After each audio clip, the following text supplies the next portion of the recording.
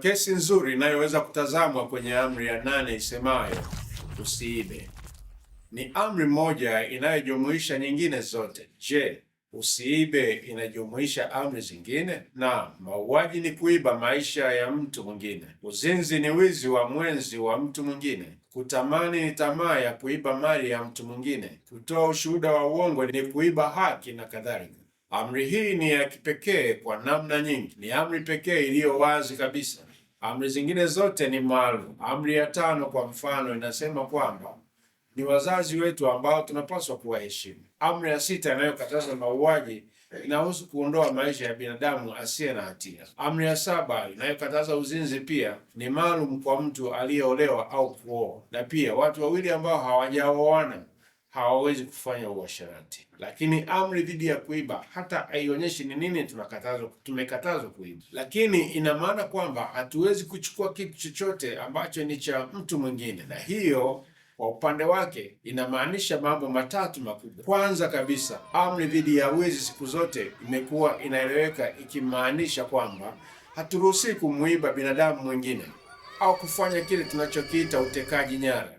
Ndiyo maana hakuna hata mmoja ambaye ana ufahamu wa kimsingi wa amri ya 8 ambaye angeweza kutumia Biblia kuhalalisha aina ya utumwa wa kawaida zaidi ya utekaji nyara wa wanadamu na kuwaua utumwani. Wachambuzi wa Biblia hujenga hoja kwamba Biblia hairuhusu utumwa, lakini aina ya utumwa iliyoelezwa katika Biblia ni ule ambao katika visa vyote ulijulikana kama utumwa wa kujiandikisha, ambapo mtu alijiuza kwa mtu mwingine kwa muda uliowekwa ili kumaliza deni. Hili halikuwa na uhusiano wowote na utekaji nyara wa watu huru kama ilivyofanyika Afrika na kwingineko. Hilo lilikatazwa waziwazi. Na maana ya pili muhimu ya amri dhidi ya wizi, kama vile tulivyokatazwa kuiba watu, tumekatazwa kuiba vitu vya watu wengine.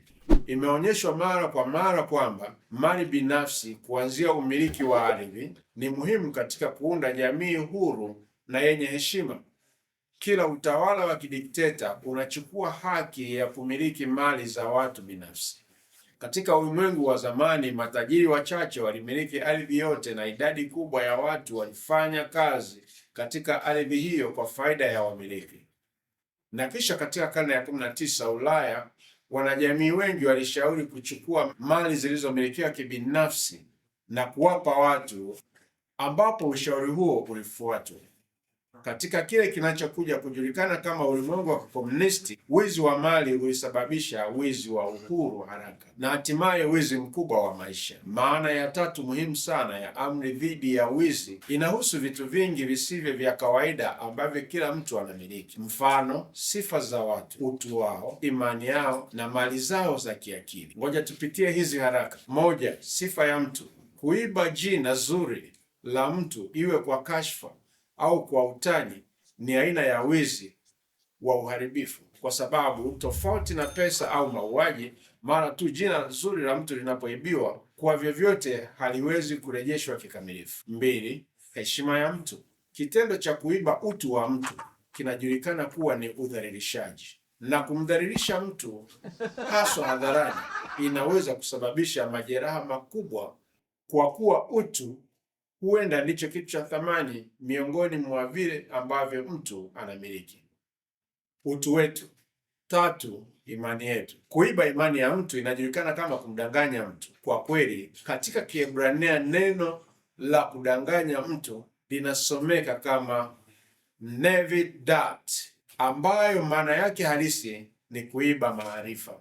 Mfano mmoja ni kuwahadaa watu wanunue kitu, kama vile wakala wa mali isiyohamishika anapoacha kumwambia mnunuzi mtarajiwa dosari zote katika nyumba ili kumfanya anunue.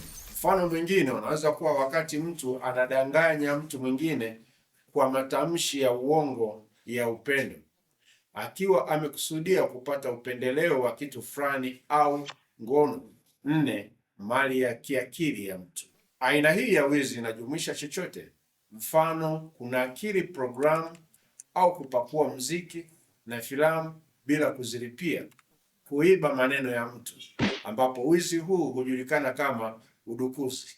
Kuiba maisha, kuiba mtu, kuiba mwenzi na mali halisi, mali ya kiakili, sifa, hadhi au uaminifu. Kwa hali hiyo, hakuna sehemu yoyote ya maisha ya mwanadamu ambayo haijaathiriwa wakati wowote kama haikutenganishwa na kuiba. Ndiyo maana ni sawa kusema kwamba ikiwa kila mtu atashika amri moja tu kati ya zile 10, akashika amri hii usiibe peke yake, atakuwa ameshiriki kutengeneza ulimwengu mzuri. Mimi ni mtumishi wa Mungu Emmanuel Daudi Chagaya.